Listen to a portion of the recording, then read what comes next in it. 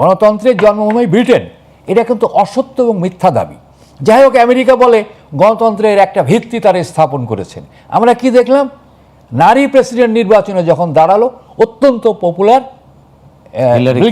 Hillary Clinton, তাকে American জনগণ পছন্দ করলো না। অর্থাৎ আমেরিকান জনগণ এখনো পর্যন্ত তার হেড অফ স্টেট, তার সরকার প্রধানকে নারী হিসাবে মেনে নেওয়ার মতো মানসিকতায় তারা এখনো প্রস্তুত নয়।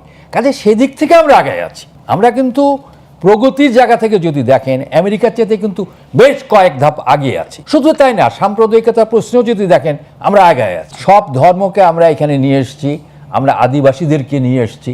আরে আমেরিকায় আদিবাসীদেরকে কি করেছে জানেন? পাখির মতো গুলি করে মেরেছে, উল্লাস করেছে। তো সেই আমেরিকার চেয়ে তো আমরা অবশ্য ভালো জায়গায় আছি, কিন্তু আমরা মনে করি আমাদেরকে আরো ভালো জায়গায় যাওয়া উচিত। 90-এর গণঅভ্যুত্থানের যদি কথা আপনাদের মনে থেকে থাকে, সেই সময়ও যে কোনো মিছিলে কাদেরকে আগে দেওয়া হতো? নারীদেরকে। যেমন যে মিছিলটা এরশাদের পতনকে নিশ্চিত করলো, সেটা হচ্ছে ঢাকা বিশ্ববিদ্যালয়ে সকালে বেরিয়ে আসা 10টার দিকে বা 9টা-10টার দিকে আমার দেখার সৌভাগ্য হয়েছিল। একেবারে ভীষণভাবে একটা জঙ্গি মিছিল বেরিয়ে আসলো।